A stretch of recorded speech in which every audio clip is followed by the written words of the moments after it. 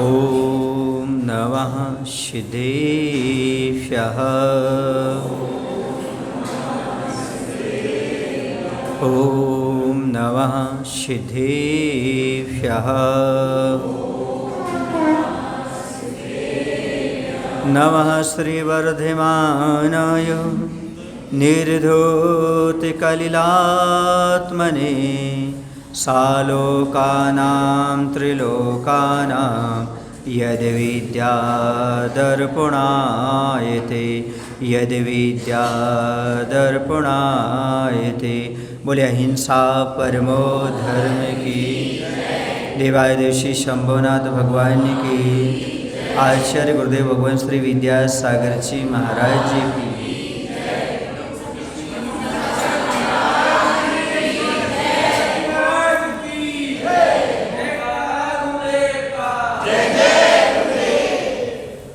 बाधक कारणों का अभाव सहज ही अपने आप नहीं होता है,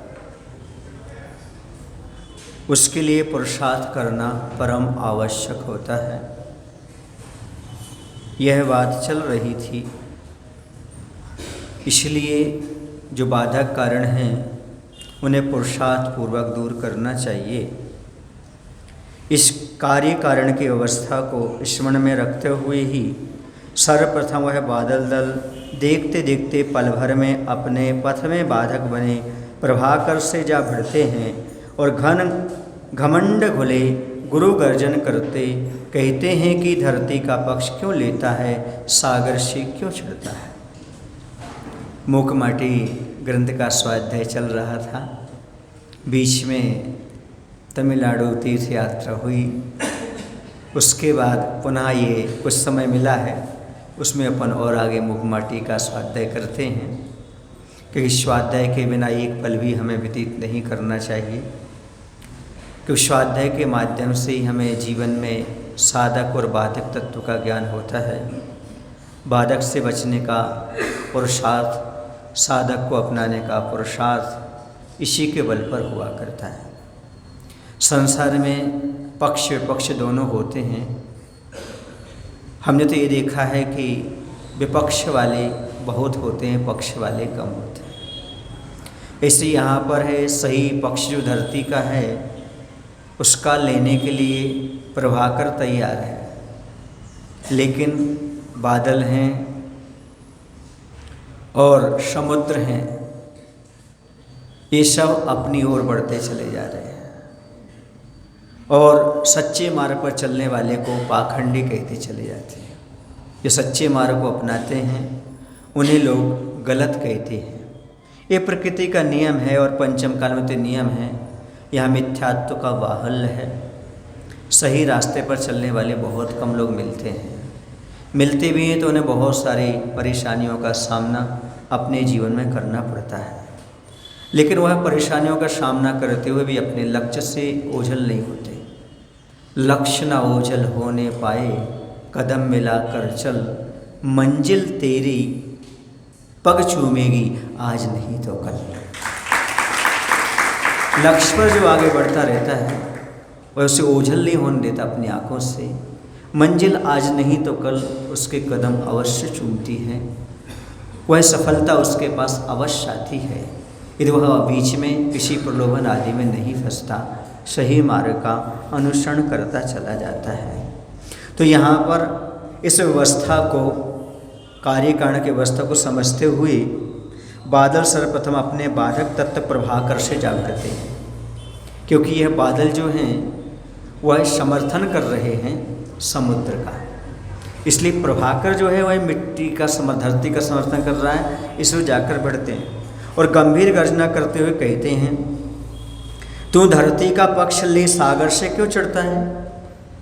अरे खर प्रभाकर सुन, खर माने तेज, भले ही गगन मणि कहलाता है तुम, सौर मंडल देवता ग्रह गणों में अग्र, तुझ में व्यग्रता की सीमा दिखती है। अरे उग्र शिरोमणि, तेरा विग्रह यानी देह धारण करना वृथा है। कारण कहाँ है तेरे पास विश्राम गृह, तभी तो दिन भर दीनहीन सा दर दर भटकता रहता है, फिर भी क्या समझकर साहस करता है सागर के साथ विग्रह संघर्ष हेतु। अब वह अपनी कर्कश वाणी के माध्यम से, कटु वाणी के माध्यम से प्रभाकर को अपने पक्ष में लेने का प्रयास कर रहा है और कह रहे हैं वो बादल कि सुनो तेज प्रभाकर, तुम भले ही सब ग्रहों में प्रधान हो और तुम सूर्य नारायण भले कहलाते हो, देवता रूप गगन मणि कहलाते हो, पर हो बड़े उग्र स्वभाव वाले कि तुम जब तीव्रता पर आ जाते हो तो अच्छे अच्छे को जला देते हो, है ना। तुम्हारा शरीर धारण करना व्यर्थ लगता है, क्योंकि जो दूसरों को संतापित करता है समझो उसका शरीर धारण करना व्यर्थ है। क्योंकि तुम्हें दिन भर दीनहीन हो दर दर भटकना पड़ता है, क्षण भरी विश्राम के लिए तुम्हें कोई स्थान नहीं मिलता। सूर्य अपनी यात्रा करता है, फिर भी तू क्या समझ करके सागर के साथ संघर्ष करने हेतु साहस कर रहा है। ये 12 उपदेश दे रहे हैं किसको? सूर्य को। और आगे कहते हैं अरे अब तो सागर का पक्ष ग्रहण कर ले अनुग्रह अपने पर और सुख शांति यश का संग्रह कर। अवसर है अवसर से काम ले, अवसर से काम ले, सर माने दिमाग से काम ले। अब तो छोड़ दे उल्टी धुन, अन्यथा क्या होगा? तो अन्यथा ग्रहण की व्यवस्था अविलंब होगी। अकीर्ति का कारण कराग्रह है, कराग्रही को मिलता आया है चिर से कारागृह वह। और वह कह रहा है मेरी बात मान लो, बादल कह रहा है वक्त है, वक्त के साथ चलो और दिमाग से काम लो, समुद्र का पक्ष स्वीकार करो। ये कौन कहते हैं? जो कदाग्री होते, सही बता दें, वही इस प्रकार का उपदेश देते हैं कि देखो समय की मांग है, उसी के अनुसार चलो, ऐसा करो, वैसे ढलो। लेकिन जो सही अनुयायी होते हैं ना सही पद के, वो किसी काल से किसी युग से नहीं घबराते, वो तो जो सच्चा मार्ग है उसी का अनुसरण करते हैं। तो समुद्र का पक्ष स्वीकार कर लो, अपने आप पर उपकार करो, कह रहे अपने आप पर उपकार करो, जीवन में सुख शांति और यश को जोड़ ले, वो अपनी उल्टी बुद्धि को सीधी कर ले, वरना कुछ ही क्षणों में ग्रहण की अवस्था हो जाएगी, तुम पर ग्रहण लग जाएगा। और कह रहे हैं कि अकीर्ति का कारण कदाग्रह, कदाग्रह माने होता है जबरदस्ती किसी बात को थोपना, जबरदस्ती बात कहनी, कहलाता कराग्रह। कदाग्रही को मिलता आया है चिर से कारागृह है, उसे हमेशा कर्म का बंध होता है, जेल आदि मिलती है। जो आग्रह करते हैं, बुरा आग्रह करते हैं, हटाग्रह करते हैं, अपयश का कारण बनता है। हटाग्रही एकांत पक्षधारी को निश्चय ही अनादिकाल से शरीर आदि बंधन में पड़ना पड़ता है। जो एकांत में चलते हैं, हठग्रही होते, उन्हें निश्चय से एकांतवादियों को नरक निगोद की यात्राएं सहना पड़ती हैं, शरीर के बंधन में अर्थात संसार में भटकना पड़ता है। ऐसा यहाँ पर संबोधन दिया जा रहा है। अब आगे कह रहे हैं कि सुनो, कठोर कर्कश कर्ण कटु शब्दों की मार सुन, दसों दिशाएं बधिर हो गईं, नवमंडल निस्तेज हुआ, फैले बादल दलों में डूब सा गया, अवगाह प्रदाता अवगाह सा हो गया, शौर प्रभाकर का प्रभा मंडल भी कुछ कुछ निष्प्रभ हुआ। कहता है कि अरे ठगो, औरों को ठगकर ठहाका लेने वालों, अरे खंडित जीवन जीने वालों, पाखंड पक्ष ले उड़ने वालों, रहस्य की यह बात समझने में अभी समय लगेगा तुम्हें। अब कह रहा है कौन? अभी प्रभाकर तो चुप है, बादलों की जो कठोर कर्कश कर्ण कटुक बाणी थी वह दसों दिशाओं में फैल गई। और निश्चित होता है अच्छी बातें दूसरे कान तक पहुँचे या ना पहुँचे, बुरी बातें तो पहुँच जाती हैं। बुरी बातें अफवाहें सुबह की हवा की तरह होती हैं, सुबह की हवा को कोई नहीं रोक पाता, वो बहुत जल्दी फैल जाती है। अच्छी बातें दोपहर में कोलाहल में बहुत कम पहुँच पाते हैं, व्यवधान को प्राप्त हो जाते हैं। इसी प्रकार से यहाँ पर कह रहे हैं कि वह घोर गर्जना से चारों दिशाएं बहरी हो गईं, आकाश का तेज फीका पड़ गया और सबको सहारा देने वाले प्रकाशवान सूर्य बेसहारा बना बादलों में लीन हुआ, जिससे प्रभाकर की किरणों का समूह भी प्रभावित हो फीका पड़ गया। कहता है, वह कह रहा है बादलों से, अरे ठगो पाक खंड का पक्ष लेने वालों, रहस्य की बात समझने में तुम्हें भी समय लगेगा। समझिए नहीं? हाँ, समझना चाहो तो आगे वो समझाना चाहेंगे, क्योंकि अच्छी बात जल्दी समझ में नहीं आती। एक बात ध्यान रखना, अच्छे लोग और अच्छी पुस्तकें आदमी को जल्दी समझ में नहीं आती। जो जल्दी समझ में आ जाए समझना वो अच्छे थे ही नहीं। समझ, आप लोग समझ गए, मैं नहीं समझ पाए, नहीं समझे। समझना बहुत कठिन होता है, सामने वाले को समझना बहुत कठिन है। जो आदमी आपको पहली बार में मित्र बन जाए, समझो वो सच्चा नहीं है। मित्र बनने में टाइम लगता है, पत्र पढ़ने में टाइम लगता है, आदमी को समझने में भी टाइम लगता है। और सही मत क्या है, सही धर्म क्या है, इसे समझने में ही वक्त लगता है। इसलिए हर किसी की बातों में नहीं आना चाहिए, सोच समझ करके ही कोई निर्णय लेना चाहिए। अपनी श्रद्धा है, अपना ज्ञान है, अपना मस्तक है, ये निजी है, इसे हर जगह नहीं झुकाना चाहिए। वह मस्तक नहीं जो हर कहीं झुके, और वो चरण नहीं जहाँ सबका सर न झुके। इसलिए समझदारी हमें रखना है। बहुत सारे लोग कठोर शब्दों में और नाना प्रकार के भ्रामकताओं में आपको फंसा देते हैं, उसमें नहीं फंसना। सत्य मार्ग का निर्णय करने के लिए हमारे लिए किसी की कर्कश बातों में नहीं आना, किसी की जोर जबरदस्ती में नहीं आना, विवेक के साथ काम लेना। क्योंकि पाखंड का पक्ष लेने वाले बहुत सारे हैं और पाप को खंड खंड करने वाले बहुत कम लोग हैं। इस बात का हमेशा ध्यान रखना। सुनो, आपको रहस्य की बात समझना है तो सुनो। अब कह रहे हैं, क्या कह रही हैं वो? प्रभाकर की किरणें कह रही हैं, गंदा नहीं बंदा ही भयभीत होता है विषय विघन संसार से, और अंधा नहीं आँख वाला ही भयभीत होता है परम सघन अंधकार से। एक बार मैंने आप लोगों के सामने प्रश्न किया था, अंधकार में कौन डरता है? अंधा की आंख वाला? अरे भाई, अंधे को तो हमेशा अंधकार ही, डरेगा कौन? ऐसे ही मिथ्या दृष्टि जीव किसी से नहीं डरता, डरेगा तो कौन? सम्यक दृष्टि पाप से, है ना, राग देश से कौन डरेगा? उसके पास आंखें हैं। आंख वाला अंधकार से डरता है, अंधा नहीं। वैसे सम्यक दृष्टि पाप से डरता है, मिथ्या दृष्टि नहीं। अरे भाई, ये पाप हो रहा है, अनर्गल हिंसा हो रही है धर्म के नाम पर, उससे बचो। तो यहाँ पर यही बात कही जा रही है। कौन डरेगा?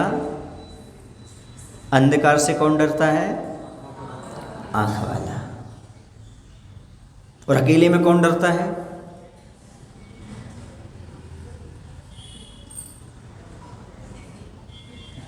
जिसके पास तत्व ज्ञान नहीं होता। जिसको तत्व ज्ञान होता अकेले में कभी नहीं डरता। क्यों? उसे पता है अभी अकेला हूं, कौन मारेगा? दो हैं तो सामने वाला मार सकता है, घात कर सकता है। अकेले में कौन? बोलो ना।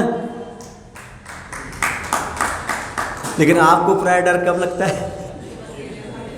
अकेले में डर लगता है। ऐसे ही अंधा व्यक्ति अंधकार में नहीं डरता, डरता था कौन है? आंख वाला ही डरता है। ठीक उसी प्रकार से यहाँ पर कहा जा रहा है, पाखंडी पाप से डरने वाले नहीं हैं, वो तो अंधे हैं, मिथ्यात्व में पड़े हुए हैं। डरेगा कौन? जो सम्यक दृष्टि है, सच्ची समझ, जिसके अंदर ये रहस्य की बात है। रहस्य की बात समझो। अंधे को कभी पाप से डर नहीं लगता, लेकिन आंख वाला पाप करने से पल पल डरता है। नरक पतन से भीत हुए। किससे भयभीत हुए? नरक में जाने से, पतन से भयभीत हुए। मुनि सिंह के समान है, लेकिन भयभीत रहे, पाप भीरू हैं वो। इसे बोलते हैं सकारात्मक भय। जो मोटिवेशन देते ना, मोटिवेशन में एक नकारात्मक भय होता है, एक सकारात्मक भय होता है। तो सकारात्मक भय सबके पास होना चाहिए। जैसे अपने बुजुर्गों से डर के रहना, गुरुओं से भय होना। क्यों? यदि आपको गुरु से भय नहीं होगा तो प्रेम भी नहीं कर सकते आप। भय के बिना कभी प्रेम नहीं होता। इनके प्रति अवज्ञा ना हो जाए, कहीं अपशब्द ना निकल जाए, ऐसा भय रहेगा तभी तो प्रेम बढ़ेगा, तभी तो भक्ति बढ़ेगी। कहीं मुझसे पाप ना हो जाए, कहीं मुझे दोष ना लग जाए, ये कहलाता है सकारात्मक भय। कहीं रात्रि भोजन का दोष ना लग जाए, भय बना रहता है। कहीं मेरे व्रत में लिए व्रतों में दोष न लग जाए। इस सकारात्मक भय आपको सम्य दृष्टि बनाता है। इस सकारात्मक भय आपको मोक्ष मार्ग पर लगाता है। ये भय होना बहुत जरूरी है। इस भय के बिना कभी भी प्रेम नहीं होता, भक्ति नहीं होती, ये होना बहुत जरूरी है। आप लोग पहले कहते थे मुझे बहुत डर लगता है, बहुत डर लगता है, कहीं गलती ना हो जाए, गलती ना हो जाए। अब सब करने लगे तो क्या हो गया? ये जरूरत यहाँ चातुर्मास करने से लोगों के लिए अब आहार कराने में सुविधा हो गई, कहीं भी जाकर के आहार करा सकते हैं, कोई भी दिक्कत नहीं, बिहार भी अच्छे से करा सकते हैं। पहले घर में ही डरते थे, अब तो कहीं भी जाकर के डर नहीं। ये क्यों? ये सीख जाते हैं और सब काम हो जाते। अज्ञान था तब ये सब ज्ञान नहीं हो रहा था, लेकिन अब सारा ज्ञान हो गया। अब लगता था पैदल कैसे चलेंगे, लेकिन 12-11 साल का बच्चा भी 115 किलोमीटर पैदल चल सकता है।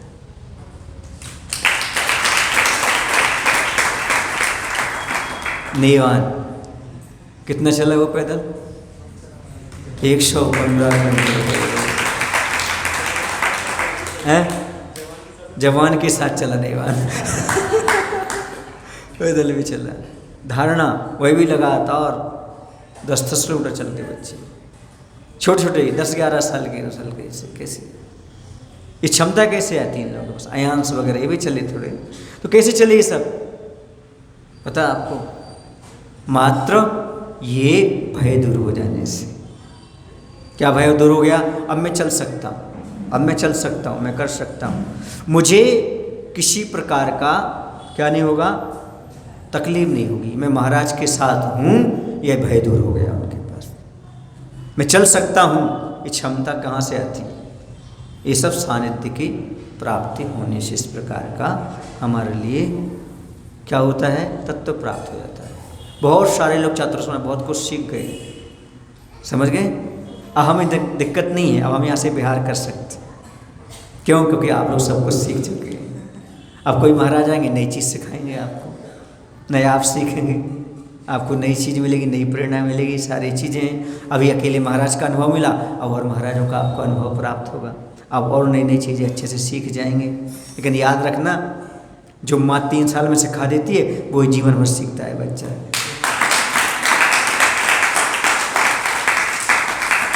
फर्स्ट इम्प्रेशन अपने आप में महत्वपूर्ण होता है। माँ जो होती है वो पहला विद्यालय होती है बच्चे का, प्रथम। समझ गए ना? जो कि मैं बन करके आया था तुम्हारे बीच। और मैंने बच्चों जैसे समझाया तुम लोग, कैसे समझाया? गलती भी हुई तो समझाया, बताया, ऐसा नहीं, ऐसा नहीं, ऐसा नहीं, तभी तो सीख पाए। वरना कैसे डांट देते तो एकदम नहीं बनता है ना। गलत को गलत भी कहा, क्षमा भी किया और रास्ता ही बताया। ये होता है सामने वाले को सही रास्ते पर लाना।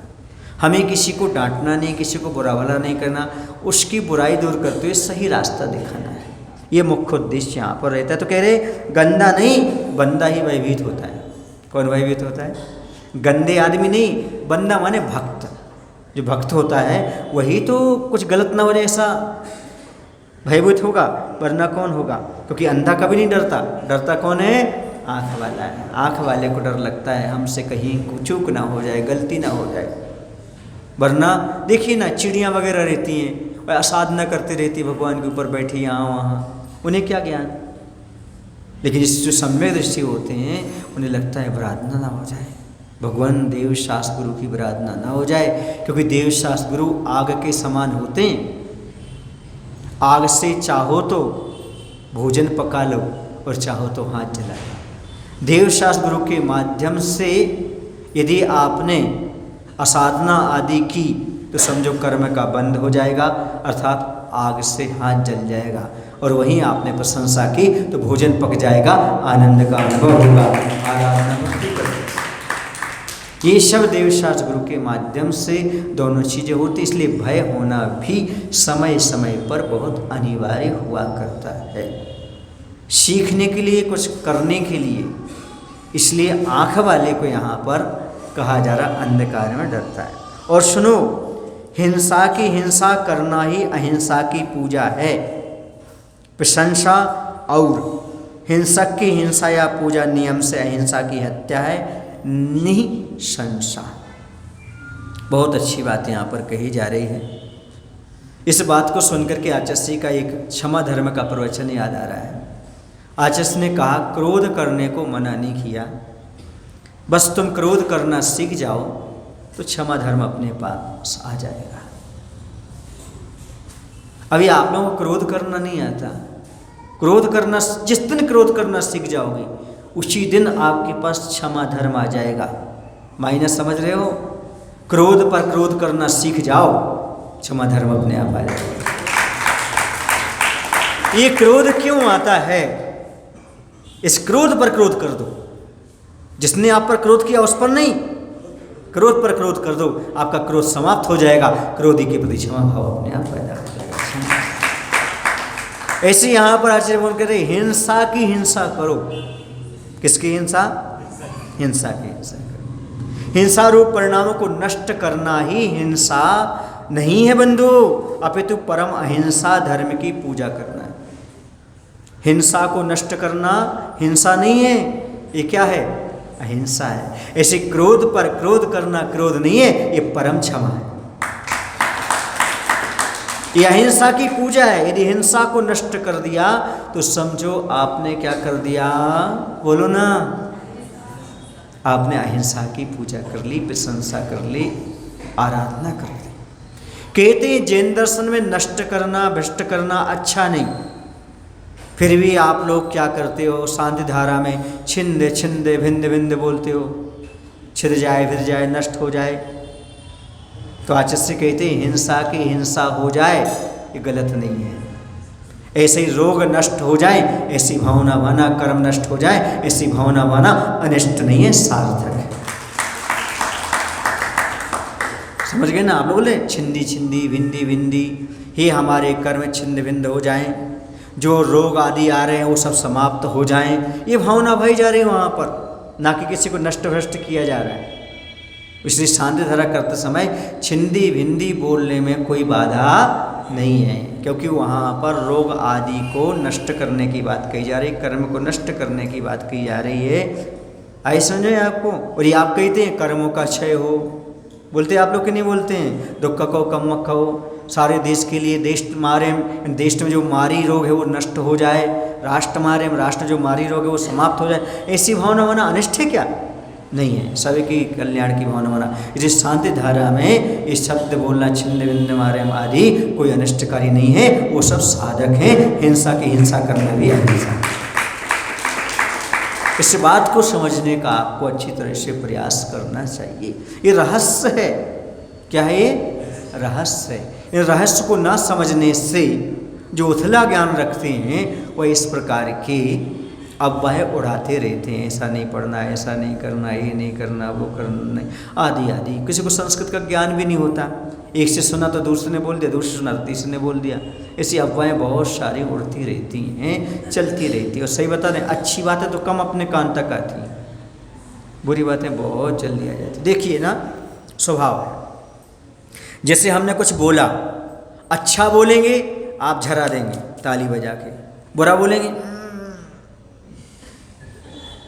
जैसे आप अच्छी चीज़ खा लेंगे और झरा देंगे, लेकिन कड़वी चीज़ घूंट पी लेंगे, अंदर तक ले जाएंगे उसको। समझ गए ना आप? ऐसी संसार में होता है। अच्छी बातें बहुत कम आप तक पहुंचती हैं, बुरी बातें बहुत सारे लोग। क्यों भाई आपने ऐसा सुना, आपने ऐसा सुना, अच्छी बात को नहीं सुनाएंगे, वो तो सबने सुन लिया होगा। बुरी बात सुन भी लोगे तो नहीं सुना क्या आपने? सामने वाले का नहीं सुना, तुम फिर से बताना, दोबारा सुनने का प्रयास करेगा। ये स्थिति संसार की हो जाती है। तो कह रहे हैं और हिंसा करने वाले की हिंसा करना अथवा प्रशंसा सराहना करना नियम से अहिंसा धर्म की क्रूर हत्या है। हिंसक की हिंसा या पूजा नियम से अहिंसा की हत्या है। हिंसा की हिंसा करो, हिंसक की नहीं। क्रोध पर क्रोध करो, ये क्षमा है, पर क्रोधी पर क्रोध करना ये पाप है, कसा है। इसी प्रकार जो हिंसा है, हिंसा की हिंसा करो, हिंसक की नहीं। हिंसक को भी नहीं मारना चाहिए। कुछ लोग कहते हैं हिंसक को मारने से पुण्य लगता, नहीं, हिंसक भी जीव है, उसकी हिंसा करने से पाप का बंध ही होता है। महाराज देखो, एक शेर है तो बहुत से लोगों को मारेगा, इसलिए हम शेर को मार देते हैं। तुमने शेर को मारा फिर तुम्हें कोई मारेगा, क्योंकि तुमने शेर को मारा, फिर वो उसको और कोई मारेगा, फिर कहाँ तक मारते रहोगे तुम? इसे हिंसक की भी हिंसा हिंसा ही है। समझ में आ रहा है आपको? इसलिए उसका भी समर्थन नहीं करना। क्यों? क्योंकि ये अहिंसा धर्म की क्रूर हत्या है। और आगे कहते हैं धीरता ही वृत्ति वह धरती की धीरता है और कायरता ही वृत्ति वह जलधि की कायरता है। बहुत अच्छी बात है। यहाँ पर थोड़ा सा हम और विषय ले जाएंगे। यहाँ पर समुद्र की बात कर रहे हैं, पर हम सागर माने मुनि महाराजों की बात भी हम यहाँ पर करेंगे। तो यहाँ पर कह रहे हैं बुद्धि ज्ञान पूर्वक कार्य करना ही धरती का पांडित्य है। बुद्धि से, विवेक से, ज्ञान से ये कार्य करना ही धरती का पांडित्य है, प्रशंसनीय गुण है। जो बुद्धि से, विवेक से, ज्ञान से काम करते हैं उनकी संसार में प्रशंसा होती है, वही पंडित माने जाते हैं। मात्र जड़ में लीन होना, जड़ की चाहे रखना ही समुद्र की कायरता है, वीरता है। यहाँ पर कहा कायरता, काय धनरता माने काय में रत रहना, लीन रहना, शरीर की ही सेवा में लगे रहना, ये कायरता है। और दिगंबर मुनि कायर नहीं होते, क्योंकि वो काय को छोड़ चुके हैं। जो काय में रत है वो कायर हैं, और जो काया से मोह हटा चुके हैं वो वीर हैं, वो मुनि महाराज। ये वीरों का काम है, दिगंबर रूप को धारण करना ये वीरों का काम है। हमने एक बार थोड़ा सा लिखा था, तन पर एक भी वस्त्र न रखना, सबके बस की बात नहीं, दाता होकर भीख मांगना, सबके बस की बात नहीं, परहित में यह देह सुखाना, सबके बस की बात नहीं, अंगारों पर लेप लगाना, सबके बस की बात नहीं, मेरे गुरु के जैसा बनना, सबके बस की बात नहीं, सबके बस की बात नहीं। क्या? अंगारों पर लेप लगाना, जब खूब गर्मी हो ऊपर से नीचे से फिर ही पैदल चलना, ये क्या कहलाता? अंगारों पर लेप लगाना, सबके बस की बात है। तन पर एक भी वस्त्र न रखना, सबके बस की बात नहीं। और परहित में यह देह सुखाना, सबके बस की बात नहीं, सबके बस की बात नहीं है। अभी किसी ने मुझे एक YouTube चैनल पर कुछ किसी अन्य संत ने बोला, साधु के प्रति बहुत अच्छा बोला। उन्होंने बोला, बताया, उन्होंने दिखाया हमें रास्ते में। उन्होंने बोला कि दिगंबर साधु इतना सब कुछ सहन करते हैं। आज अयोध्या यदि हमारी विरासत बची है तो जैनियों के कारण बची है, जैन धर्म के कारण। उनका त्याग, जैसे आचार्य भगवान इतना सब सहन कर रहे हैं, वो होता तो यही बोलता, ये सहन क्यों कर रहे हैं? अपने लिए नहीं कर रहे हैं, विश्व कल्याण के लिए कर रहे हैं, सारे विश्व का कल्याण। आचार्य अपने जीवन में बहुत कष्ट सहन किए। 2-4 बार ऐसी स्थिति उनकी हो गई कि लोगों ने आशा ही छोड़ दी, थोवंजी आदि में, कटनी आदि में। लेकिन आचार्य का इतना आत्मबल है, हर रोग से लड़ करके बाहर निकले।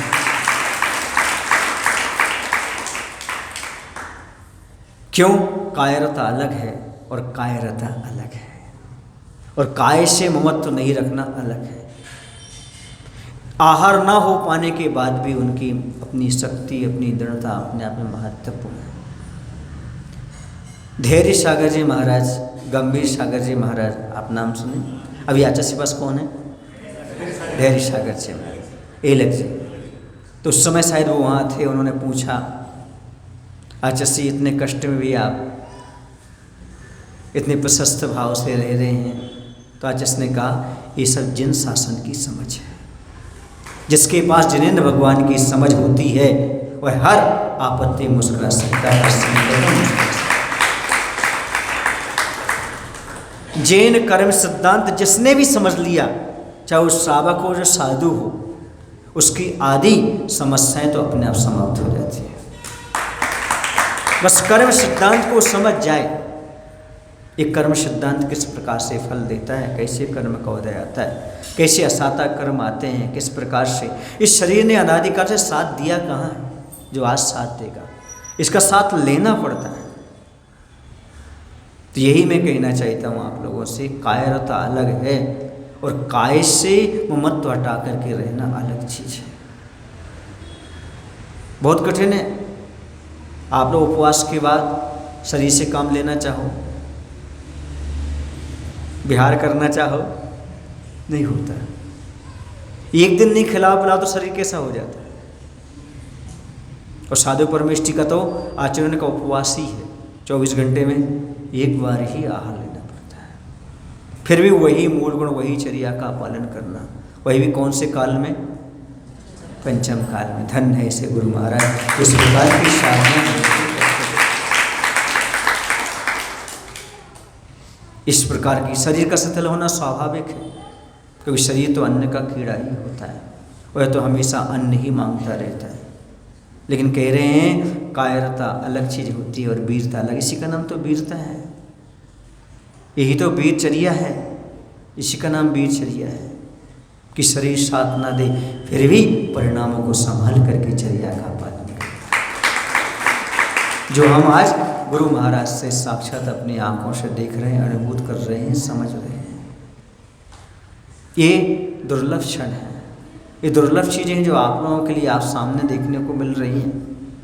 क्यों? क्योंकि आगे आने वाली पीढ़ी ये भी विश्वास नहीं करेगी कि आचार्य विद्यासागर जी ऐसे जंगलों में एकांत क्षेत्रों पर रहा करते थे। आगे आने वाली पीढ़ी को विश्वास भी नहीं होगा ये सब। जैसे आज बहुत से लोग विश्वास नहीं कर पाते, चार रिद्धिधारी मुनिराज भी होते थे, मासोपवासी भी होते थे, इस प्रकार के होते। जैसे आज की जनरेशन को ये समझाना बहुत कठिन होता है। जब बिहार करते तमिलनाडु की ओर जा रहे थे तो बहुत सारे लोगों ने पहली बार दिगंबर साधु के दर्शन किए, देखे। वो यही पूछते थे जो साथ में चलने वाले थे, हाँ ऐसा करते हैं, पानी भी नहीं लेते दोबारा? बोले नहीं, पानी भी नहीं लेते दोबारा हमारे साधु। उनको बड़ा आश्चर्य होता था, 24 घंटे में, इतनी गर्मी में, जहाँ पर 35 का टेम्परेचर चल रहा है, हाँ 20-20 किलोमीटर चलते भी, हाँ चलते भी, ओ क्या है, वो देख के ही रह जाते थे। उनको लगता था ऐसा भी होता है। डॉक्टर को फेल कर दिया आपने, विज्ञान को फेल कर दिया आपने। ऐसे बड़े बड़े पढ़े लिखे लोग इस प्रकार की भाषा बोलते हैं, वो नतमस्तक हो जाते हैं। जिनको चर्या का ज्ञान नहीं होता बात अलग, लेकिन जब हो जाता है तो अपने आप नतमस्तक हो जाते हैं। भैया ऐसी चर्या, ये तत्व ज्ञान के बिना संभव नहीं है। कोई उनके अंदर देवी शक्ति, कोई क्षमता है, और वही देवी शक्ति क्या क्षमता है? तत्व ज्ञान। कोई देवता आकर थोड़ी व्यवस्था कर रहा है, आपकी क्षमता है तो सारी व्यवस्था है। अगर जो क्षमता होती है वो सारा का सारा काम अपने आप करता चला जाता है, पुण्य का योग अपने आप बढ़ता चला जाता है। जितना आप सहन करेंगे, दया का पालन करेंगे, अहिंसा का पालन करेंगे, संयम का पालन करेंगे, क्षमा भाव रहेंगे, लोभ का अभाव रखेंगे, उतना साता आपके पास आता चला जाएगा। ये सिद्धांत है। आपको लगेगा असाता को दया, अंतर्मुहूर्त में साता आ जाएगी। ये भावनाओं का प्रभाव होता है। इसे जो समझ लेता है वह सारी आपत्तियों से बाहर निकल आता है। अब आगे और थोड़ा सा अपन पढ़ लेते हैं, क्योंकि जब आचार्य की चर्चा करने बैठ जाते हैं तो फिर तो दिन निकल जाएंगे, पूरे हो जाते हैं ऐसा है। तो यूं मही की मूर्धन्यता को अर्चना के कोमल फूलों से और जलधि की जघन्यता को तर्जना के कठोर सूलों से पदोचित पुरस्कृत करता प्रभाकर फिर स्वाभिमान से भर आया। जितनी थी उतनी ही पूरी की पूरी उसकी तेज उष्णता वह उभर आई ऊपर। रुधिर में सनी सी भय की जनी ऊपर उठी तनी भ्रकुटियाँ लप लपाती रसना बनी मानो आग की बूंदें टपकाती हों। घनी कहीं नहीं नहीं किसी को छोड़ूंगी नहीं। यूं गरजती दावानल सम धधकती बनी सी बनी वनी सी वनी सही सही समझ में नहीं आता। यहाँ पर कह रहे हैं कि इस प्रकार धरती की श्रेष्ठता को पूजा के फूलों से सम्मानित करता हुआ, समुद्र की नीचता को डांट के कठोर कांटों से तिरस्कृत करता हुआ, सूर्य फिर स्वाभिमान से भर गया और उसकी उष्णता और अधिक तेज हुआ। जब कोई व्यक्ति महान व्यक्ति की आलोचना करता है तो कोई शांत बैठने वाला नहीं होता है। जो ज्ञानी होता है वह उबल जाता है। ऐसे उबाल किस में आ रहा है? सूर्य में। क्योंकि धरती माँ की वह क्या कर रहा है? सामने वाला आलोचना कर रहा है। वह धरती माँ को तो शब्दों के सुमन फूल मालाएं समर्पित कर रहा है। और यहाँ पर दूसरी ओर यहाँ पर डांट के कठोर कांटों से तिरस्कृत करता हुआ सूर्य फिर स्वाभिमान से भर गया। उसकी उष्णता और अधिक तेज हो गई। खून में लिप्त ऊपर उठी हुई भय को पैदा करने वाली भ्रकुटियाँ मानो आग की बूंद टपकाती हुई कह रही हैं, किसी को नहीं छोड़ूंगी। और जंगल में लगी भयानक आग सी बनी धधक रही है। बनी सी कहाँ की? बन की आग के जैसे, कैसे दावानल जैसे। उसकी आँख, दोनों आँखों में मानो ज्वालामुखी फूटकर बाहर आ रही है, ऐसा यहाँ पर लग रहा है, ऐसा दिखाई दे रहा है। और कह रहे हैं पूरी खुली दोनों आँखों में लावा का बुलावा है। क्या बुलावा है? यह बाहर घूर रहा है ज्वालामुखी तेज तत्व का मूल स्रोत, विश्व का विद्युत केंद्र। संसार के कोनों कोने में तेज तत्व का निर्यात यहीं से होता है, जिसके अभाव में यातायात ठप, जड़ जंगमों का चारों ओर अंधकार धूप। कह रहे जो सूर्य जब तक है तब तक यातायात चल रहा है, सारे संसार में प्रकाश कौन फैला रहा है? सूर्य फैला रहा है। तो कह रहे इस प्रकाश से प्रताप देने वाला है। ये सारी की सारी बातें समझने की आवश्यकता है, वरना यदि सूर्य ना होता तो सब जगह क्या हो जाता? अंधकार छा जाता। और कह रहे हैं निंदा की दृष्टि से निरखने में निरत निकट नीचे आए नीच निराली नीति वाले बादल दलों को जलाने हेतु प्रभाकर के प्रयास को निरख सागर ने राहु को याद किया और कहा। अब देखो दूसरा षड्यंत्र शुरू हो गया। एक में आदमी सफल नहीं होता तो दूसरा अपने आप आ जाता है। अब यहाँ पर ये हुआ कि जो सदा दूसरों की निंदा की ही नज़रों से देखने में तल्लीन रहते हैं, ऐसे बादलों को जलाने की चेष्टा करने वाले सूर्य को देख सागर ने क्या किया? राहु को याद किया। क्योंकि राहु क्या होता है? ग्रहण लगा देता है, उसके तेज को कम कर देता है। इस संसारी प्राणी की दशा है। मैं पूछना चाहता हूँ, कहीं हमारी परिणति भी तो ऐसी नहीं है? हमें हर चीज़ में बुराई क्यों दिखती है? क्या निंदा की नज़रें ही हो गई हमारी? हमें सोचना चाहिए क्या संसार में जो हमारे लिए बुराइयां दिख रही हैं, ये बुराइयां हैं कि हमारी बुराई देखने की आदत हो गई है, आँखों में वही चश्मा लग गया है। ये अपने आप का अवलोकन करना है। हर जगह हमें बुराई दिख रही है, इसका अर्थ है बुराई है या फिर हमारी बुराई देखने की आदत है। यदि आपको किसी एक आदमी में बुराई नजर आए तो सामने वाले को सुधार करो। यदि आपको सभी में बुराई नजर आए, अपने आप का सुधार करो। ये समझ लो हर जगह बुराई नजर आ रही है, हमारे नजरिए में बुरापन आ गया है। हमारी निंदा करने की आदत बन चुकी है, स्वभाव बन चुका है, नेचर बन चुका है। ये समझो, तभी इस प्रकार का परिणाम आया। वरना हमें अच्छाई नजर आ सकती थी। जैसे अभी वर्तमान प्रसंग है ए लंका का, वहाँ पर ऐसा लग रहा है कि छोटी समाज है, इतना बड़ा कार्यक्रम होगा, कैसे होगा कैसे होगा। लेकिन ध्यान रखो, जब आपके यहाँ नींव डली थी, कहाँ? ज्ञानोदय की, तब भी 10-15 लोग ही थे। उन्हें भी आलोचना का शिकार बनना पड़ा था।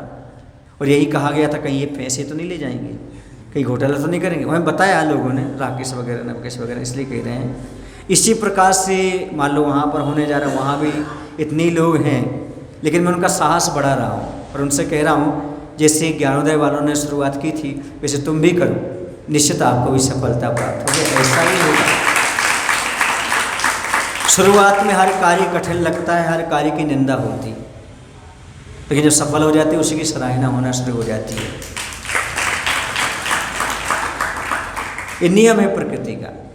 क्योंकि जब कभी भी, पहले के ज़माने की बात बता रहा हूँ, जब लाइटर वगैरह नहीं थे, तब जब आग जलाना पड़ती थी तो पहले कंडे को सगलाना पड़ता था। सबसे पहले धुआं निकलता था, आग बाद में निकलती थी। ऐसे कोई भी कार्य आज करोगे आप, पहले निंदाएं होंगी, बातें होंगी, ऐसा होगा नहीं होगा, ये होगा वे होगा, फिर बाद में जब सपोर्ट होगा तब आग ही आग दिखाई देगी, चमक ही चमक। ज्योति से पहले, प्रकाश से पहले धुआं होता है, वैसे किसी कार्य की सफलता के पहले निंदा जरूर मिलती है। वो करो, अपने आप सफलता प्राप्त होगी, सहयोग होता है, मिलता है। और जैसे पहले आपको दूसरे के सहयोग की अपेक्षा थी, आपको सहयोग मिला, आप यहाँ तक पहुँचे। ऐसे आज एलंका वालों को सहयोग की अपेक्षा है, आप सहयोग करिएगा, उन्हें भी अपने स्थिति तक पहुँचाने का प्रयास। जैसे बन सके वैसे मन वचन काय से। और छोटी समाज होने पर वहाँ पर आपको कम दान में बहुत बड़ा लाभ भी प्राप्त हो सकता है। समय का दान करते हुए और उसमें आप सहयोगी बनेंगे, क्योंकि तो जिनेंद्र भगवान का मंदिर है, न ये बेंगलोर का है, न ये एलंका है का, न ज्ञानोदय का। जिनेंद्र भगवान तो जिनेंद्र भगवान होते हैं और सारे मंदिर हमारे हैं, सारे भगवान हमारे हैं। हम जहाँ चाहें वहाँ पर अपनी भक्ति, अपना दान प्रदर्शित कर सकते हैं और कल्याण का रास्ता प्रशस्त कर सकते हैं। समझ में आ रहा है? अभी हम बिहार करते हुए आए, हमने एक बहुत अच्छी बात देखी। हमारे ही जैनी बंधु हैं वो, लेकिन वो सरागता की पूजा करते हैं। किसी लोगों ने प्रश्न उठाया कि महाराज सरागता की पूजा करते, भगवान महावीर को ही वस्त्र में पूछते हैं, लेकिन ये इतने धनी क्यों हैं? मैंने उनको एक ही बात बताई, उनकी व्यवस्थाएं देखो आप, उनके दान के भाव देखो, सेवा के भाव देखो। यदि मुनि महाराज के साथ उनके परिसर आदि में 50-100 व्यक्ति भी पहुंच जाएं, उनकी भोजन की व्यवस्था वहाँ पर बनी रहती है। ये दान और उदारता के कारण ही धन बढ़ता है, ना कि सरागता को पूजने से बढ़ता है। कुछ बात समझ आ रही है आप लोगों को? नहीं आ रही? ये किसका प्रभाव है?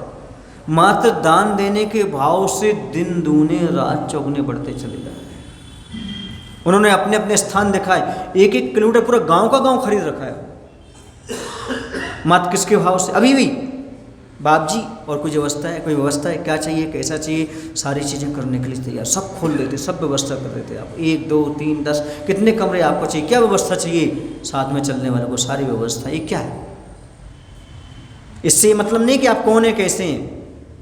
तो मैं कह रहा हूँ आप लोग वीतराग की उपासना करने वाले हैं, कम से कम वीतरागी का सहयोग तो तन मन धन से कहीं भी हो, तुम्हारे ने प्रयास। संकीर्ण भाव को कभी भी अपने पास नहीं रखना चाहिए। जितने उदार होगे तुम, जितने फैलते जाओगे उतना हो जाएगा। प्रेम और वात्सल्य को अपनाइएगा, अपने प्यार को फैलाइएगा, साधर्मी को दोनों हाथों से सहयोग दीजिएगा। ये उदारता ही आपको धनी बनाएगी, ये उदारता ही आपके लिए प्रसिद्धि दिलाएगी, ये उदारता ही आपकी कीर्ति फैलाएगी। जितनी आपको उदारता होते चली जाएगी, हर क्षेत्र में जितना करते जाओगे उतना आपका बढ़ता चला जाएगा। ये नियम है, ये प्रकृति का अटल नियम, इससे कभी पीछे नहीं हटना। जहाँ भी आए देखो, जैनागम में बहुत सी बातें हैं, उसमें एक बात ये है कि आप दान देते हो आवश्यकता पर देते हो कि आवश्यक समझ कर देते हो।